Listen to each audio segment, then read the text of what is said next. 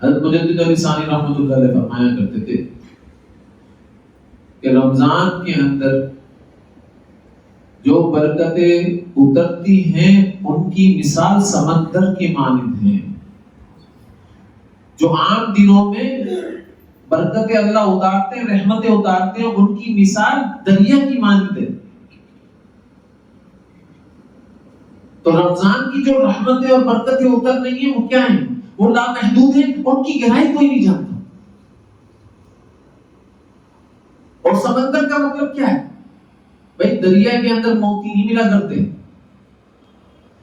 دریا کے اندر آپ کو ڈائمنڈ نہیں ملا کرتے، دریا کے اندر آپ کو قیمتی چیزیں اتنی نہیں ملا کرتی جتنی سمندر کے اندر مل جایا کرتی.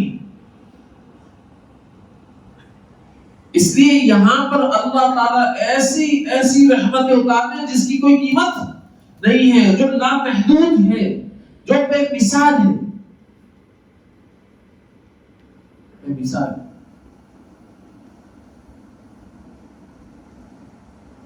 رمضان کا مہینہ جب آتا تھا تو حضور صلی اللہ علیہ وسلم کیا کیا کرتے، کیسے گزارا کرتے تھے رمضان کا؟ سب سے پہلے تو سمجھ لیں کہ شعبان کے مہینے کے اندر ہی صحابہ اکرام کو متوجہ کیا کرتے تھے،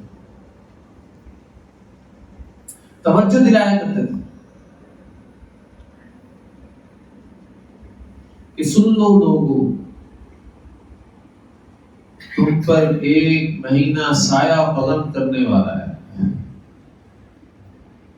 ایک مہینہ ایسا آ رہا ہے جو تم پر سایہ فغن کرنے والا،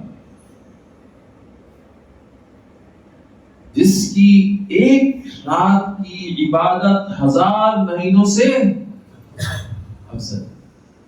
ایک رات ایسی ہے اس میں جس کی عبادت 1000 مہینوں سے افضل. بھائی میری عمر بھی کم، میری عبادت بھی کم، تو دوسری امتوں سے اللہ تعالیٰ کی ذات نے مقابلہ کروانا تھا، جو کہ صحابہ کرام رضوان اللہ علیہ اجمعین نے فرمایا یا رسول اللہ ان کی تو عمریں بھی زیادہ تھی، ان کی تو عبادتیں بھی زیادہ ہوں گی، ہم کیا کریں گے پھر؟ تو اللہ تعالیٰ کی ذات نے کیا کیا؟ اللہ تعالیٰ کی ذات نے اس امت کو ایک رات دی اور فرمایا جو اس رات کو پالے گا، اس رات کے اندر عبادت کر لے گا، اس رات کو جیسے گزارنے کا حق ہے ویسے گزار لے گا، تو 1000 مہینوں سے افضل اس کو کیا ملے گا؟ اجر ملے گا. 1000 مہینوں سے افضل اجر. اور کیسا اجر کہ ایک شخص، ایک مجاہد جہاد کرتا رہے 1000 مہینے تک، اس کی کمر سے کمان ہی نہیں اترے، اس کی کمر سے جہاد کا اسلحہ ہی نہ اترے، اور وہ مسلسل جہاد کے اندر لگا ہوا ہو. جیسا اس کو اجر ملتا ہے ویسا ہی اس کو اجر دیا جا رہا ہو، ویسے ہی اس کو اجر دیا جا رہا ہے. پھر حضرت علی رضی اللہ تعالیٰ عنہ ایک بات فرمایا کرتے تھے بڑی عجیب. وہ کیا فرمایا کرتے تھے کہ بھائی اللہ تعالیٰ کی ذات اگر اس امت کو بخشنا نہیں چاہتی تو رمضان کا مہینہ ہی دیتے.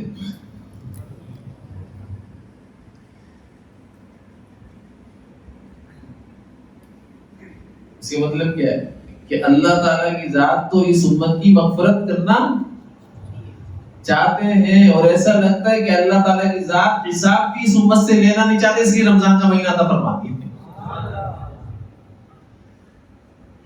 اور سورہ اخلاص بھی عطا فرمائی. یہ دونوں چیزیں فرمائی حضرت علی رضی اللہ تعالیٰ، یہ دونوں چیزیں کہ سورہ اخلاص بھی عطا فرما دی اور رمضان کا مہینہ. تو صحابہ کرام کے درمیان میں اب یہ آپ صلی اللہ علیہ وسلم خطبہ دے رہے ہیں جس میں فرما رہے ہیں کہ بھئی 1000 مہینوں سے افضل ایک رات آنے والی ہے جو شب قدر کی رات ہے. یہ مہینہ لوگوں سن لو، غم خواری کا مہینہ ہے، یہ مہینہ صبر کا مہینہ ہے. اس مہینے کے اندر اللہ تعالی اعمال کے اجر کو بڑھا دیتے ہیں. اگر کوئی نفل پڑھ رہا ہوتا ہے اس کے اجر کو اللہ تعالیٰ فرض کے برابر کر دیتے ہیں، اور اگر کوئی فرض پڑھ رہا ہے تو اس کے اجر کو اللہ تعالیٰ 70 گنا بڑھا دیتے ہیں. 70 گنا بڑھا. اگر تم میں سے کوئی یہ پائے تو لوگوں افطار کروا دیا کرو. کیا کروا دیا کرو؟ افطار کروا دیا کرو. دیکھو افطار کیا نہیں کرو، افطار کروا دیا کرو. میں آپ کو حقیقت بیان کرتا ہوں، افطار کرانے کا حکم ہے نا. صحابہ کرام رضوان اللہ علیہ وسلم نے عرض کیا یا رسول اللہ، ہماری جیب میں تو ایک روپیہ بھی نہیں ہوتا، ایک درہم بھی نہیں ہوتا، ہم کہاں سے افطار کروائیں، کیسے کروائیں؟ آسانی پیدا فرمائی نا صحابہ کرام نے سوال کر کے. تو آپ صلی اللہ علیہ وسلم کیا فرما رہے ہیں؟ ارے کھجور کا ایک دانہ یا آدھا دانہ کھلا دے، یہی افطار ہو جائے گا.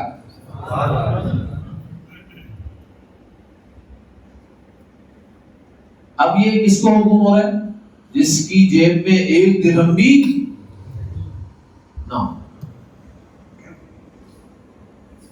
تو اگر کوئی شخص یہ کہہ رہا ہے تو بھی صحابہ کرام نے یہ سوال کر کے جواب اللہ کے نبی صلی اللہ علیہ وسلم کی ذات سے دلوا دیا ہے.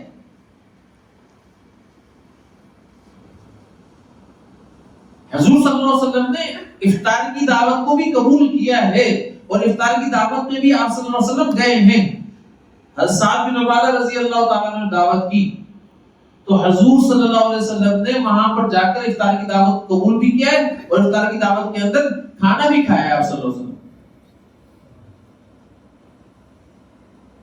تو کوئی افطار کی دعوت کو قبول کر لیتا ہے اور کوئی شخص کرتا ہے کسی کی دعوت، تو بھائی دعوت کھانا بھی کھلانا بھی دونوں کیا ہیں؟ سنت عمل سے. آپ دعوت کھاؤ بھی اور کھلاؤ. دعوت کھاؤ بھی اور کھلاؤ. لیکن اگر کوئی یہ سوچتا ہے کہ نہیں یار کھانا نہیں کیونکہ میرے پاس پیسے نہیں ہے، میں افطار کیسے کرا سکتا ہوں، تو آپ صلی اللہ علیہ وسلم نے اس کا پیمانہ مقرر کر دیا، یا تو کھجور کھلا دے ایک کسی شخص کو، وہی افطار ہوگا. وہی افطار ہوگا. پانی کا ایک گھونٹ پلا دے، وہی افطار ہوگا. آپ کو معلوم ہے پہلے کی جو سحریہ ہوا کرتی تھی وہ پچھلی امتوں کے اندر 24 گھنٹے کا روزہ ہوا کرتا. افطاری کا ٹائم ہوا، بس یہ افطاری کے ٹائم کے بعد یہ سویا، آنکھ لگی، اس کا روزہ سٹارٹ.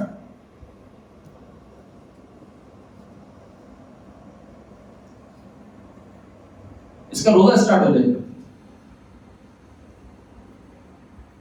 اس امت کے اندر بھی ایسا ہی تھا. حضرت قیس رضی اللہ تعالیٰ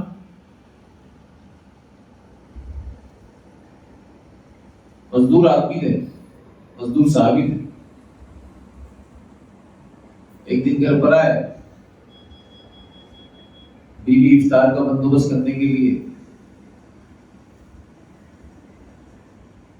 لگی. انہوں نے بھی پانی کھجور اپنے پاس رکھ لی کہ جیسے افطار کا وقت ہوتا ہے وہ سب فوراً افطار کی جائے گی. مغرب کا ٹائم افطار کا وقت تھا، لیکن افطار کا وقت گزرنے کے بعد آنکھ لگ گئی، دوبارہ روزہ سٹارٹ ہو جاتا. ان کی آنکھ لگ گئی اور سورج غروب ہو گیا.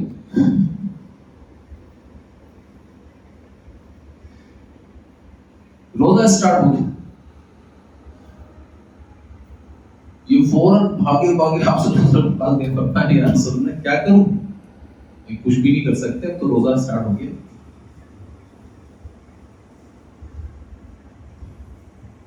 رکھ تو لیا. دوپہر کی نماز ہوئی تو یہ بیہوش ہو کر گر گئے. آپ صلی اللہ علیہ وسلم کو بیہوش ہوتا ہوا دیکھ رہے ہیں. آپ صلی اللہ علیہ وسلم کو بڑا افسوس ہوا,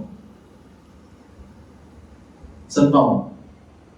تو اللہ تعالیٰ کی ذات نے فرمایا چلو اس امت کے لیے آسانی کر دیتے ہیں بھائی, تم سحری تک کھا لیا کرو,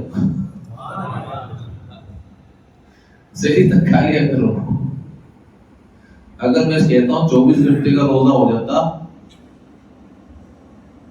تو جو لوگ افطار سے پہلے سونے کے عادی ہیں کہ ہمارے کو نماز کے وقت پر اذان کے وقت پر اٹھا دینا, یقین جانو ان کی نیندیں حرام ہو جاتی.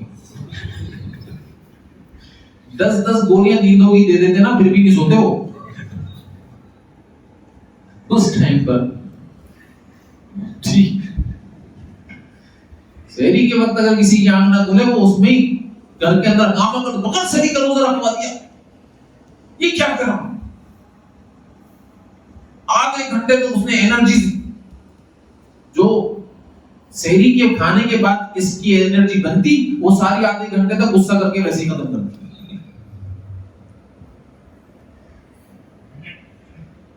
تو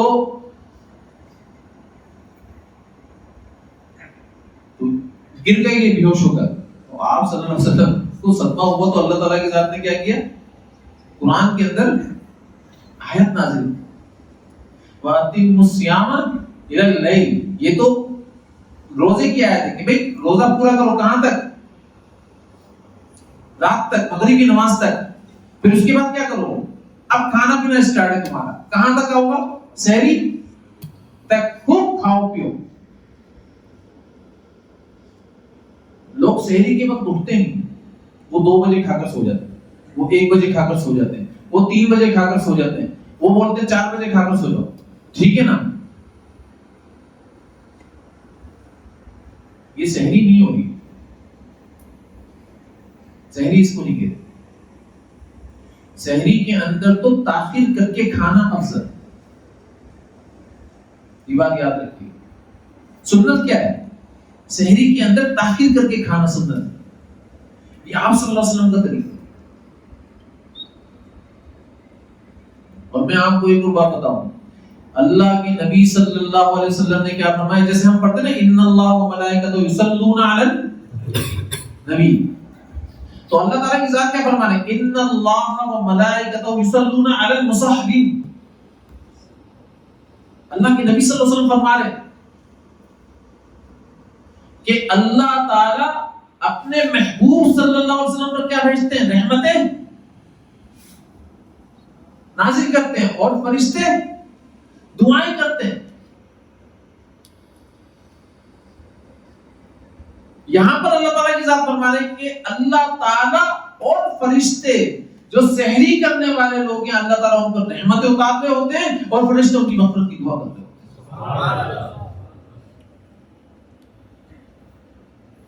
بالکل ویسے ہی جملے ہیں.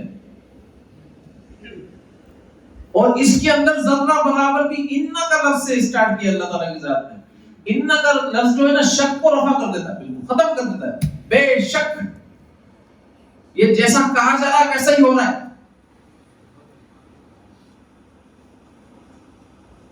ان اللہ و ملائکتہ یصلون علی المصحبین. کہ اللہ تعالی اور فرشتے کیا کرتے ہیں؟ اللہ تعالیٰ جب یصلون اللہ کے لیے آتا ہے تو رحمت کا مطلب دیتا ہے, رحمت کا معنی دیتا ہے. یاد رکھیے گا, جب اللہ کے لیے بولا جاتا ہے تو یصلون رحمت کا معنی دیتا ہے. فرشتوں کے لیے بولا جاتا ہے تو دعا کا معنی دیتا ہے. امت کے لیے بولا جاتا ہے تو یہ بھی دعا کا معنی دیتا ہے. یاد رکھیے. تو اللہ تعالیٰ کی ذات کیا کر رہے ہیں؟ سحری کرنے والوں کے اوپر رحمت اتار. اور اللہ تعالیٰ کی ذات کیا کر رہے ہیں کہ فرشتوں کو بھی حکم دیکھیں کہ بھائی تم بھی ان کے لیے کیا کرو, دعائیں مغفرت. اب ایسے میں آپ سحری کر رہے ہو ٹی وی پروگرام کے ساتھ اور آپ سمجھ رہے ہو ان کے اوپر بھی اللہ تعالیٰ رحمت اتار رہے ہیں اور ہم پر بھی رحمت اتار رہے ہیں. ہم پروگرام دیکھ رہے ہیں, وہ نعت پڑھ رہے ہیں اور نعت پڑھتے پڑھتے آپ کو اسی چیز کے اوپر لگائے، ارے نیکی کا کام تو کر رہے ہیں بھائی، تو اس ٹائم پر آپ نے کرنا کیا تھا؟ ارے اس ٹائم کے اوپر اللہ کے سامنے بیٹھ جاتے اور گڑ گڑا کر اللہ تعالیٰ کی ذات سے مانگتے کہ اللہ میرا رمضان کا پورا مہینہ باعث برکت بنا دے، مجھے اللہ والا بنا دے، اپنی ذات سے تعلق نصیب فرما۔